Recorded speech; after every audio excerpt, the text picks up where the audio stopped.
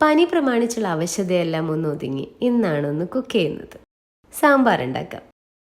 കഷ്ണങ്ങളെല്ലാം ചെറുതായിട്ട് മുറിച്ചെടുത്ത് കഴുകി വൃത്തിയാക്കി വെച്ചിരിക്കുന്ന പരിപ്പിൽ വെള്ളം ഒഴിച്ച് കഷ്ണങ്ങളും ചേർത്ത് മഞ്ഞൾപ്പൊടി, മല്ലിപ്പൊടി, മുളക് പൊടി എന്നിവയും കൂടെ ചേർത്ത് 4 വിസിൽ വരുന്നത് വരെ പ്രഷർ കുക്ക് ചെയ്തെടുക്കുക.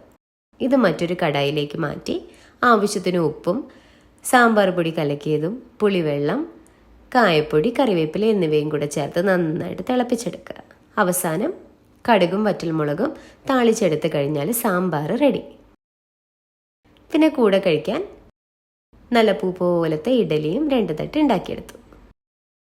ഇവിടുത്തെ ദോശ കൊതിച്ചിക്ക് കുറച്ച് ദോശയും ഉണ്ടാക്കി. പിന്നെ ചൂടോടെ കട്ടൻ ചായയും കൂടി ആയപ്പോൾ ബ്രേക്ക്ഫാസ്റ്റ് റെഡി. ഇതൊന്നുമല്ല മെയിൻ പണി. ഇത്രയും പാത്രങ്ങളും കഴുകി വെച്ചപ്പോഴത്തേക്കാണ് ബ്രേക്ക്ഫാസ്റ്റ് കംപ്ലീറ്റ് ആയത്.